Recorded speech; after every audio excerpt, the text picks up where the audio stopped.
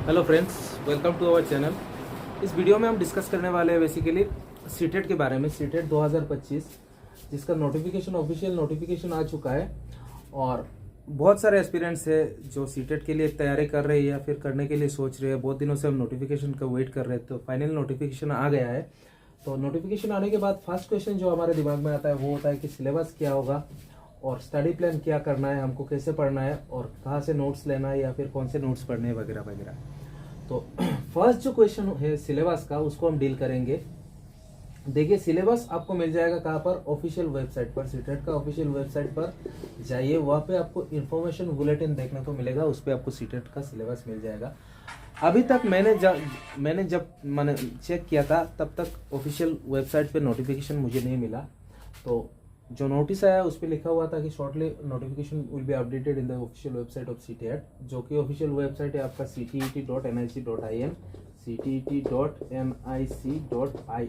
इस वेबसाइट पे जाकर जो ctet.nic.in है, सीबीएसई का ऑफिशियल वेबसाइट है, specially dedicated for CTET. Second जो क्वेश्चन हमारे दिमाग में आता है वो होता है कि स्टडी प्लान।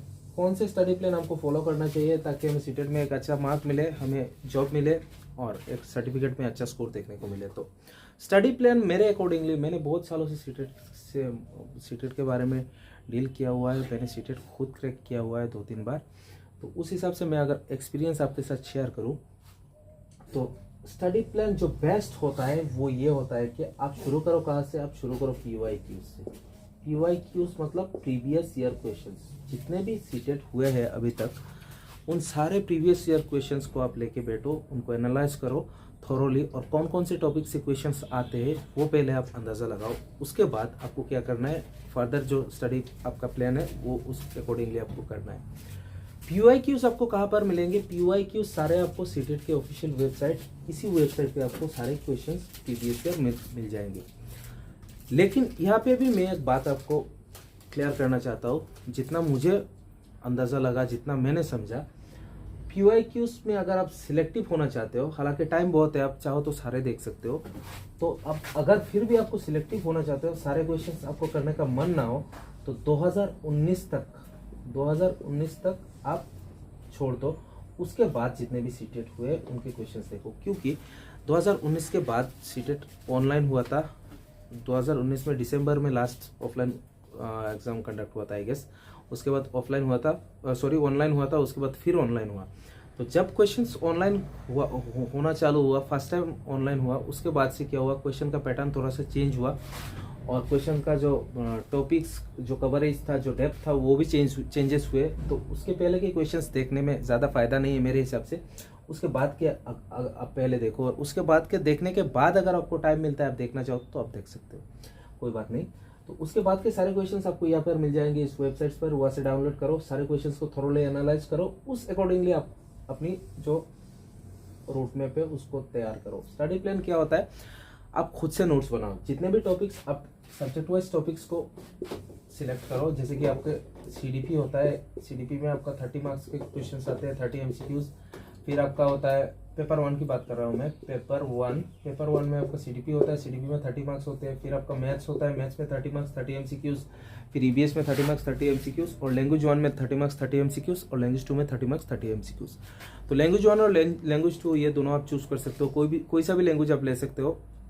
लैंग्वेज 1 में आपका जो मदर टंग होता है, जो आपने अभी तक पढ़ा हुआ है, आपका जो होम लैंग्वेज है, वही जनरली लोग लेते हैं। और लैंग्वेज 2 में जनरली लोग इंग्लिश चूज़ करते हैं। आप चाहो तो कोई सा भी लैंग्वेज आप चूज़ कर सकते हो। तो उसमें क्या होता है, लैंग्वेज में आपका 15 मार्क्स का पैसेज आता है और बाकी 15 का पेडागोजी आता है। सेम मैथ्स में भी 15 का पैसेज नहीं, मैथ्स में 15 का कॉन्टेंट्स आता है। आपका जो नंबर सिस्टम है वगैरह वगैरह, उनमें से जियोमेट्री, उनमें से क्वेश्चन आते हैं, और बाकी आपके CDP पेडागोजी में से क्वेश्चन आते हैं। और CDP में तो सारे पेडागोजी है। तो बेसिकली देखा जाए तो पेडागोजी में वेटेज ज़्यादा रहता है, तो पेडागोजी में ज़्यादा आपको फोकस करना है। और फिर आपको कौन से सब्जेक्ट से, कौन से टॉपिक में से क्वेश्चंस आते हैं वो भी आपको देखते हुए आगे की तैयारी, आपको नोट्स बनाते हुए जाना है सब्जेक्ट वाइज। और अपने खुद के नोट्स पढ़ने हैं, टॉपिक्स को समझने यूट्यूब में आपको ढेरों वीडियोस मिल जाएंगे। इसी चैनल पे भी आपको वीडियोस आगे देखने को मिलेंगे, मैं अपलोड करूंगा। अगर आपको पसंद आए तो मैं इस चैनल को भी फॉलो कर सकते हो, या फिर और भी बहुत बड़े बड़े चैनल है उनको भी आप फॉलो कर सकते हो। जहाँ से आपको समझ में आए, चैनल बड़ा या छोटा उससे मतलब नहीं, हमें समझ आना चाहिए। तो जहाँ से आपको समझ आए वहाँ से आप देखो, वहाँ से आप समझो, समझने के बाद नोट्स बनाओ और बना के अपनी स्टडी को कंटिन्यू करते जाओ। टाइम बहुत ज़्यादा है मेरे हिसाब से। सीटेट का प्रिपरेशन अगर आप पूरा कम्प्रिहेंसिव एक प्रिपरेशन करना चाहते हो तो 3 महीना बहुत ज़्यादा होता है, 2 या 2.5 महीने में ही कवर हो जाता है। तो आपको इस बार बहुत सारा टाइम मिला है, क्योंकि सीटेट बहुत दिनों से रुका हुआ था, इस वजह से शायद हमको थोड़ा ज़्यादा टाइम दिया हुआ है। तो यही था एक बेसिक आइडिया सीटेट का, जितना मुझे पता था, जितना मुझे एक्सपीरियंस किया, मैंने आपके साथ शेयर किया। आई होप आपको ये जानकारी काम की लगी होगी। अगर काम की लगे तो मेरी वीडियो को लाइक शेयर करना। Thank you so much for watching.